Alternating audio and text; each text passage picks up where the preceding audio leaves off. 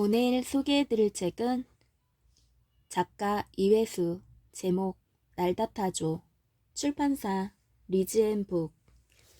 책 가격은 9,000원이고요. 책 페이지 수는 244페이지. 이회수, 날다타조에 실린 16편의 사색의 조각들은 각각 흩어놓으면 희망의 메시지이며 함께 모아놓으면 존재에 대한 깊은 성찰이라고 할 수 있다. 낮고 소외되고 버림받은 것들에 대한 이회수의 생각과 마음은 가장 깊은 곳에서 퍼올린 물처럼 한 모금만 입에 머금어도 삶이 정화되는 느낌을 갖게 한다. 3번 고개를 끄덕이고 3번 한숨을 쉬고 3번 웃다가 마지막에 무릎을 치게 만드는 이 글들은 누구나 한 번쯤 인생의 어느 시점에서 스스로에게 던졌을 질문이기도 하다. 날다타조, 이회수. 그대에게도 하늘은 열려있다. 차례를 살펴보겠습니다. 그대는 백수다. 백수는 아름답다. 왕따로 고민하는 그대에게, 시험으로 시달리는 그대에게, 돈을 못 버는 그대에게, 시대에 뒤떨어진 그대에게, 그대 못생겨서 고민하는가? 장애로 고통받는 그대에게, 종교 때문에 싸우고 있는 그대에게, 부모를 증오하는 그대에게, 그대의 아름다워야 할 사랑을 위하여 세상의 나쁜 놈들을 없애는 방법, 썩어 문드러진 세상을 용서하지 못하는 그대에게, 열등감에 사로잡힌 그대에게, 자신을 무가치하다고 생각하는 그대에게, 자살을 꿈꾸는 그대에게, 희망이 없다고 생각하는 그대에게. 그대는 백수다. 백수는 아름답다. 그대여, 불어터진 자유, 불어터진 시간을 파먹으면서 오늘 하루도 약간은 참담하고 약간은 암울한 기분으로 뒹굴뒹굴 하루를 잘 굴리셨는가? 그대는 먹이를 포식한 봄날의 코알라, 정오의 햇빛 속에 졸고 있는 칠면조, 빈둥빈둥, 망고강산의 나른한 권태로운 그대의 인생의 중심부. 그런데도 그대는 행복하지 않은 표정이다. 그대를 지금까지 공짜로 먹여주고 재워주고 입혀주신 부모님들은 갈수록 주름살이 깊어가는데 4대 육신이 멀쩡한 놈이 잘언다. 잘언는 짓이다. 그대 자존심을 생각해서 겉으로는 발설하지 못하시지만 속으로는 한심한 시끼라고 혀를 차실 것이다. 하지만 그대여, 야속하게 생각지 말라. 그대를 지금까지 먹여주고 재워주고 입혀주신 부모님으로서는 응당 그럴 수밖에 없지 않은가. 그대여, 앉으면 암울하고 누우면 참혹하리라. 눈을 뜨면 초조하고 눈을 감으면 불안하리라. 동쪽으로 가도 귀인을 만나지 못하고 서쪽으로 가도 귀인을 만나지 못하리라. 사면초가. 그러나 하늘이 무너져도 솟아날 구멍은 있도다. 본자에게 허심탄회하게 물어보시라. 도대체 이럴 때는 어떻게 해야 하냐고.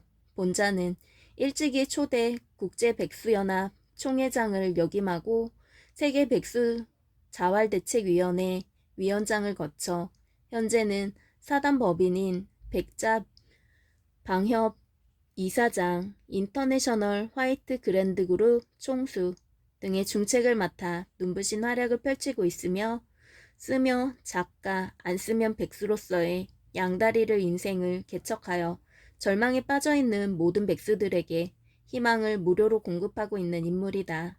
어느 기업 총수는 말했다. 세계는 넓고 할 일은 많다고. 젠장, 세계가 넓은들 그대와 무슨 상관이며 할 일이 많은들 그대와 무슨 상관인가. 그대는 백수일 뿐. 아무리 눈을 씻고 찾아보아도 그대가 비집고 들어갈 자리가 없는데 한숨은 갈수록 늘어나고 지갑은 갈수록 줄어드는데 어쩌자고 햇살은 저리도 눈부시며 어쩌자고 꽃들은 저리도 화사한가. 잔인하다 세월이여. 동서남북 분주하게 이력서를 던졌건만 종무 소식, 쥐구명에도 벼뜰 날이 있다는 속담도 이제는 단물이 다 빠져버린 추인검이 되었다. 하지만 그대여, 서두르지 말라. 멀고도 험난한 인생길. 엎어진 김에 쉬어갈 수도 있지 않은가. 백수는 젊을 날 한 번쯤은 겪어야 할 황금의 터널. 백수를 경험하지 않은 젊음을 어찌 진정한 젊음이라 일컬을 수 있으랴. 차라리 나는 그대가 자랑스럽다. 그대는 아직 길들여진 사회적 동물로 전락하지 않았으며 그대는 아직 덜미 잡힌 연봉의 노예로 전락하지 않았다. 젊은 날 아무 망설임도 없이 그저 입에 풀칠이나 한다는 명분으로 취직부터 하고 보는 젊음은 싱그러울 수도 없고 아름다울 수도 없다. 성급한 결정 한 번으로 꺾어진 젊음. 어쩌면 한평생 날밤을 새우며 서류를 정리하고 어쩌면 한평생 허리를 굽신거리면서 아부를 떨어야 할지도 모른다. 현실적으로 얼마나 많은 사람들이 그렇게 살고 있는가. 비록 세상은 넓고 할 일이 많다고는 하지만 그대의 직업은 그대의 인생 자체이면서 그대의 행복 자체가 되어야 한다. 둥지를 자주 바꾸는 새는 깃털이 많이 빠지고 깃털이 많이 빠진 새는 늘 먼 하늘을 날지 못한다. 가급적이면 한자리에서 한 가지 일에 평생을 바치면서 행복감을 느낄 수만 있다면 인생의 절반은 성공이다. 나머지 절반은 실력 연마와 마음 공부가 결정하는 것이니 그대 마음 바깥에 있는 사람이나 사물들을 모두 그대 마음 안으로 불러들이고 나보다 잘난 점들이 있다면 고개 숙여 배우기를 서슴지 말고 나보다 못난 점이 있다면 끌어안아 감싸기를 서슴지 말라. 그대가 남들을 얼마나 사랑하고 남들이 그대를 얼마나 사랑하는지에 따라 행복의 질량이 달라지며 인생의 심도가 달라지노라. 그토록 중차대한 일을 어찌 쉽사리 결정할 수가 있겠으며 어찌 쉽사리 얻어낼 수 있겠는가. 부디 서두르지 마라. 지금 그대는 충분히 심사숙고할 기회를 얻은 것이다. 그런데도 오늘날의 젊은이들을 보라. 그토록 중차대한 직업을 너무나 쉽사리 결정하고 너무나 쉽사리 얻고자 한다.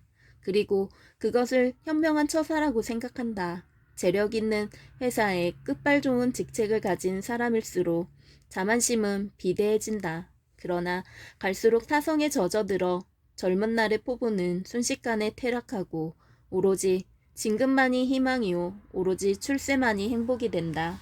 양심 같은 건 얼마든지 팔다리를 분질러 버릴 수도 있고 도덕 같은 건 얼마든지 모가지를 비틀어 버릴 수도 있다. 하지만 그들은 현실에 철저하게 포섭되어 자신의 영혼이 죽고 자신의 인생이 부패하고 있음을 자각하지 못한다. 잘 먹고 잘 살아라. 양심과 도덕을 폭행하고 영혼과 인생을 살해한 장본인들에게 가장 잘 어울리는 축복의 말이다. 그들이 그것을 원했으므로 그대여 우리는 직업에 귀천이 없다는 말을 자주 듣는다. 그러나 현실 속에서는 엄연히 직업에 귀천이 있는 것으로 간주되고 있다. 돈을 많이 벌면 무조건 귀한 직업이고 돈을 적게 벌면 무조건 천한 직업으로 취급을 받는다. 하지만 과연 그럴까? 남에게 해를 끼치면서 돈을 많이 버는 직업도 귀한 직업일까? 남이야 어떤 고통을 당하더라도 전혀 개의치 않고 오로지 자신의 이익만을 도모하는 직업, 사리사욕, 탐관오리, 부정축제, 세금포달, 직권남용, 온갖 비리의 구더기들이 득실득실거리는 직업, 그런 직업도 돈만 많이 벌 수 있다면 귀한 직업일까? 그렇다고 생각하는 사람이 있다면 인간 실격이다. 당장 동물농장으로 달려가 동물들하고 가족사진 한 판 찍어도 무방하다. 그대여, 나는 그대가 아무 생각 없이 동물 가족들이 하수인이 되어 자신도 모르게 세상을 망치는 일에 일조하지 않기를 진심으로 기도한다. 그대는 지금까지 가슴에 양심을 촛불처럼 밝히고 때가 오기만을 간절히 기다리고 있었다. 예언하노니 머지않은 장래에 반드시 그대의 역량에 걸맞는 존귀하고도 보람있는 직업을 만나게 될 것이다. 존귀하고 보람있는 직업에 평생을 바치는 인생은 또한 얼마나 눈물겹고 아름다운가. 10대는 무한히 꿈을 꾸는 시기이므로 다몽기라 한다.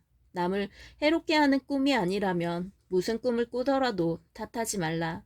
20대는 꿈 하나만 선택하는 시기이므로 선몽기라 한다. 산을 보면 알피니스트가 되고 싶고, 하늘을 보면 파일럿이 되고 싶고, 바다를 보면 마도로스가 되고 싶은 사람들이 있다. 축구 경기를 보면 축구 선수가 되고 싶고, 골프 경기를 보면 골프 선수가 되고 싶고, 야구 경기를 보면 야구 선수가 되고 싶은 사람들이 있다. 자신이 재능에 비추어 실현이 불가능한 꿈은 분명히 개꿈이다. 갈피를 못 잡고 허구한 날 개꿈과 개꿈 사이를 오가는 사람들은 비교적 오래 백수로 살아야 할 확률이 높다. 거듭 말하거니와 20대에는 가급적이면 잡다한 꿈들을 모두 버리고 오로지 한 가지 꿈에 순정을 바칠 결심을 하라. 평생을 바쳐도 아깝지 않은 꿈, 그대와 연관된 모든 사람들의 행복하게 만드는 꿈, 그러한 꿈 하나를 찾을 수만 있다면 그대의 20대는 그것으로 크나큰 가치를 인정받을 수 있다. 30대는 꿈을 실현하기 위해 분골쇄신 정진하는 시기이므로 연막이라 한다. 뼈를 깎는 아픔으로 실력을 연마하는 시기이니 어떤 시련과 고통이 닥치더라도 중단하거나 포기하지 말라. 신은 모든 인간에게 24시간을 공평하게 나눠 주셨지만 어리석은 사람은 18시간으로 쓰고 현명한 사람은 28시간으로 쓴다. 이러한 시간의 차이는 잠에서 비롯된다. 연마기에는 잠을 줄여야 한다. 그대가 하루 2시간 잠을 줄이면 그대의 하루는 26시간이 되고 그대가 하루 4시간 잠을 줄이면 그대의 하루는 28시간이 된다.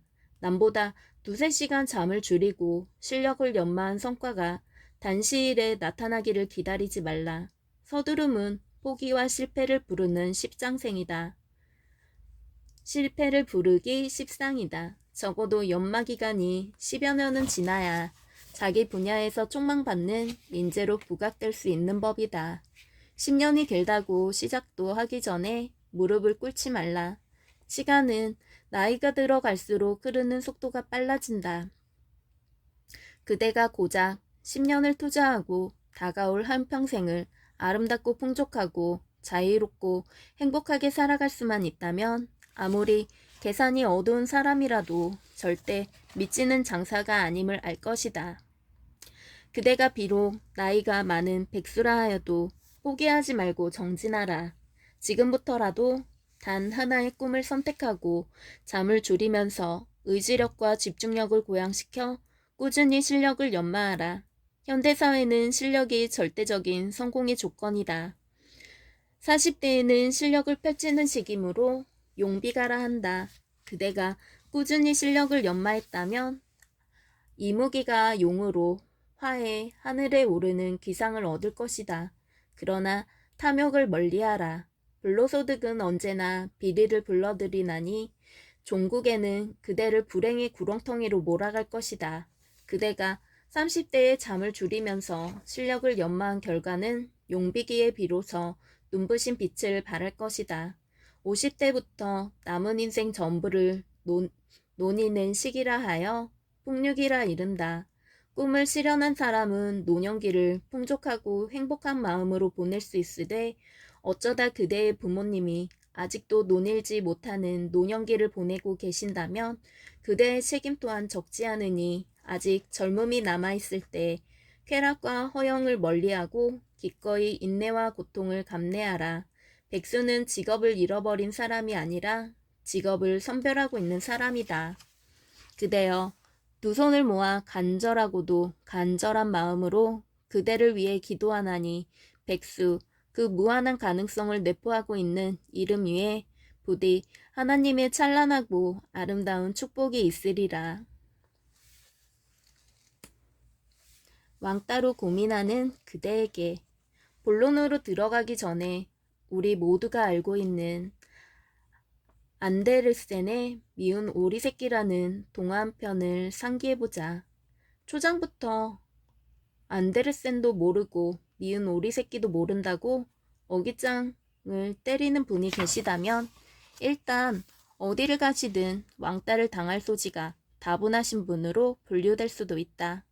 안데르센은 네덜란드 출신의 축구 선수고 합숙소에서 오리 새끼 한 마리를 애완용으로 키우고 있으며 그 때문에 다른 선수들로부터 왕따를 당하고 있다는 기사를 신문에서 읽었노라. 박 터지게 우기는 분이 계시다면 역시 어디를 가시든 왕따를 당할 소지가 다분하신 분으로 분류될 가능성이 높다 하겠다. 미운 오리 새끼는 동화책이므로 대부분 유년 시절에 읽으셨겠지만 대단히 재밌고 콧날이 시큰할 정도로 감동적이어서 읽어본 사람이라면 누구나 줄거리 정도는 대충 기억하고 있을 것이다. 미운 오리 새끼는 1840년경에 쓰여진 동화다. 오, 안데르센의 놀라운 예지력이여. 이미 160여 년 전에 인간 세상에 왕따가 생길 것을 미리 예상하여 미운 오리 새끼를 집필 하셨다니 세상의 모든 왕따들이여 어찌 머리 조아려 경배드리지 않으리랴. 미운 오리 새끼처럼 완전 무결한 왕따들의 지침서는 아직 이 지구상에 존재한 적이 없었다. 그러나 안타깝도다. 어쩌면 왕따를 당하고 있는 사람이나 왕따를 행하고 있는 사람이나 또 왕따를 묵인하고 있는 사람들은 안데르센의 미운 오리 새끼를 읽어본 적이 없는지도 모르겠다. 설사 읽어보았다고 하더라도 검은색은 글씨였고 흰색은 종이었을걸 하는 정도로만 기억하고 있는지도 모르겠다. 만약 안데르센의 동화를 읽은 사람들이 그때의 감동을 그대로 기억하고 있다면 왕따를 자처하거나 행하거나 저대로 방치해둘 까닭이 없을 것이기 때문이다. 왕따는 왕창 따돌린다는 말을 축약한 단어로 추정된다. 왕창이라는 부사어는 한꺼번에 다량으로 라는 뜻으로 활용되고 있다. 왕따는 국어사전에도 없는 신조어다. 물론 예전에도 따돌림은 있었다. 그러나 무슨 작당을 꾸밀 때 성분이 다른 사람을 제외시키는 정도가 고작이었다. 오늘날처럼 직장이나 학교나 단체에서 야비하고 잔인하고 공격적인 방법으로 한 사람의 동료를 지목해서 무한정 따돌리는 경우는 없었다. 오늘날은 잘난 체 해도 왕따를 당하고 못난 체 해도 왕따를 당한다. 그렇다면 말뚝처럼 가만히 있으라는 말인가? 하지만 말뚝처럼 가만히 있어도 말뚝처럼 가만히 있는 놈이라고 왕따를 당한다. 그런 상황이라면 왕따를 피할 방법이 없지 않은가? 그렇다. 일단 동료로부터 배척 대상으로 지목되면 이유 여하 불문하고 그리고 수단과 방법을 가리지 않고 왕따를 시켜버리니까 피할 도리가 없다. 모든 존재는 존재한다는 사실 하나만으로도 충분한 가치를 지니거늘 날이면 날마다 서로의 얼굴을 맞대고 살아가는 동료들로부터 노골적으로 왕따를 당한다고 생각해보라. 인간으로서는 참으로 견디기 힘든 형벌일 것이다. 그대여, 지금 그대는 자신을 수많은 오리들 틈에 섞여있는 한 마리 백조라고 생각하는가? 아니다. 수많은 오리들이 반대로 자신들을 수많은 백조들로 생각하고 그대를 한 마리 오리로 생각할지도 모른다. 하지만 백조면 어떠하고 오리면 어떠한가? 어차피 같은 하늘 아래서 같은 물에 발을 담그고 살아가는 목숨인 것을 안쓰럽구나 그대여. 나는 먼저 마음의 담요 한 장을 꺼내 그대의 시린 어깨부터 감싸주고 싶다. 그리고 그대의 남과 다른 생각, 남과 다른 행동에 조화의 묘를 더하는 방법을 가르쳐주고 싶다. 나는 먼저 역사적인 왕따 2명을 그대의 정신적 보디가드로 소개하겠다. 정중하게 인사를 나누도록 하여라. 이분들은 에디슨과 안슈타인이다. 나는 이분들이 인류를 위해 어떤 치적을 남겼는가를 그리고 이분들의 내공이 어느 정도인가를 이 자리에서 굳이 열거할 필요성을 느끼지는 않는다. 다만 이분들이 40살 넘도록 왕따를 당하면서 살았다는 사실만 그대에게 넌지시 귀뜸해주고 싶다. 남과 다르다는 것은 분명 외로운 것이다. 그러나 남과 다르다는 것이 그대의 존재 가치를 격화시킬 만한 이유가 될 수는 없다. 누구든지 내 말에 이의를 제기하고 싶다면 먼저 에디슨과 안슈타인의 외로운 생애들을 참조해 주시기 바란다. 모든 인간들은 각기 다른 부모를 매개체로 각기 다른 시공에서 태어났다. 성장 과정도 다르고 체험 영역도 다르다. 그러니까 각자가 생각과 행동이 다를 수밖에 없다. 그런데도 대부분의 집단들은 구성원 모두가 하나의 빵틀로 찍어낸 붕어빵처럼 똑같기를 종용한다. 하나님은 유일신, 그대로 하나지만 인간이 만들어낸 종파는 통계가 잡히지 않을 정도로 산재해 있다. 그리고 서로가 다르면서 서로가 똑같기를 하나님의 이름으로 종용한다.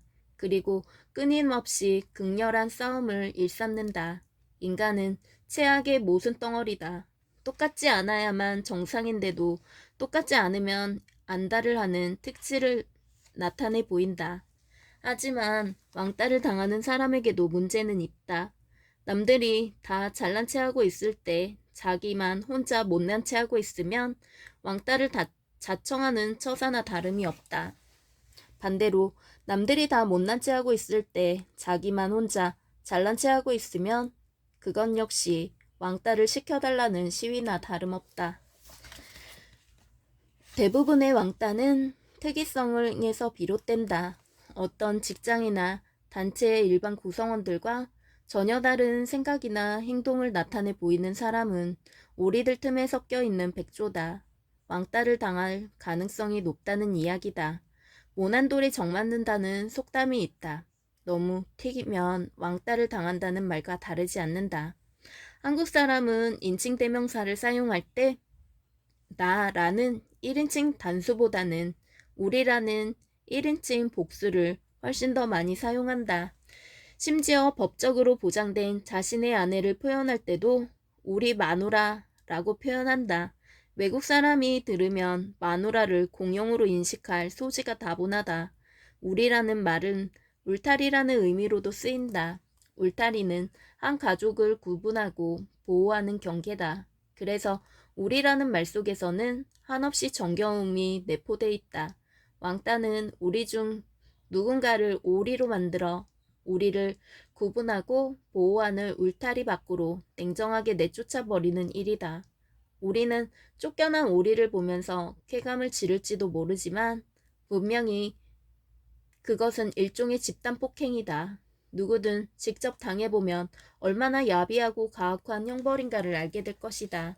저 광대 무변한 우주를 통틀어 자신이 가장 완결무결한 존재라고 주장할 수 있는 인간은 아무도 없을 것이다. 락락장송 하나만으로는 결코 산이 되지 않는다. 흙더미와 바위들, 잡목과 가시덤불, 짐승들과 조수들, 벌레들과 산신령, 그런 것들이 모두 모여서 저 아름답고 웅장한 산을 이루는 것이다. 소나무는 휘어져서 아름다움을 더하고 낙엽송은 곧아서 아름다움을 더한다. 인간이 살아가는 사회를 하나의 산이라고 생각해보라. 때로는 소나무는 휘어서 아름다움을 저해하고 낙엽송은 곧아서 아름다움을 저해한다는 생각으로 모조리 뽑아버려야 직성이 풀리는 인간들이 있다.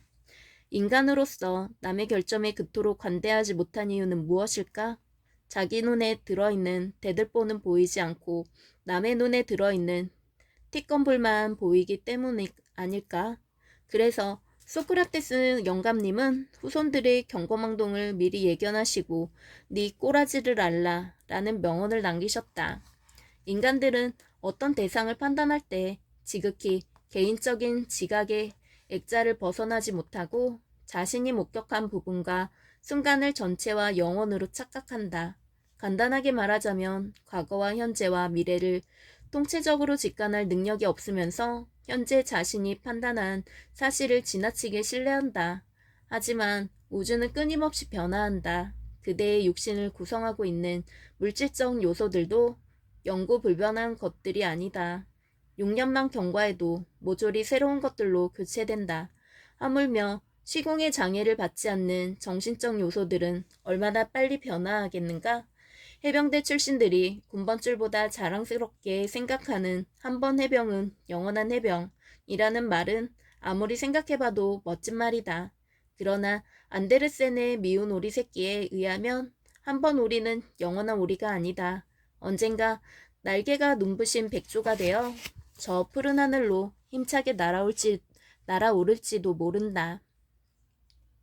화엄경에 의하면 일정겁 동종성근으로 일국 동출이 인연을 가진다. 불교에서는 천지가 한 번 개벽하고 다음 개벽할 때까지를 일겁이라고 한다. 우리가 한 나라에 같이 태어나는 인연도 1000번의 천지개벽을 거쳐야 얻어내는 인연이다. 그토록 소중한 인연을 어찌 소매 끝에 묻은 티건불처럼 가볍게 떨쳐버릴 수가 있으랴. 왕따를 당하는 사람도 왕따를 행하는 사람도 우리가 얼마나 눈물겹도록 아름다운 우리인가를 깨닫는 날이 오기를 나는 빌겠다. 그렇다. 백조면 어떠하고 오리면 어떠한가? 어차피 같은 하늘 아래서 같은 물에 발을 담그고 살아가는 목숨들. 서로 이해하고 사랑하면 그만인 것을. 오늘의 책 소개 여기까지입니다. 하늘을 날고 싶은 그대에게 그대는 백수다.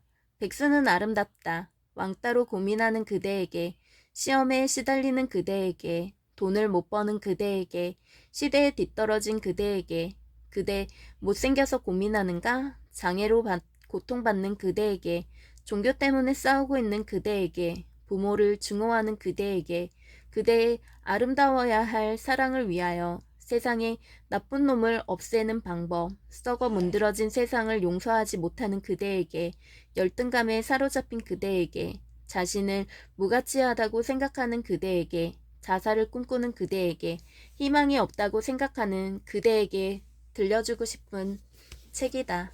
구입해서 읽어보시면 좋을 것 같아 이렇게 소개드렸습니다. 오늘 들어주셔서 감사합니다.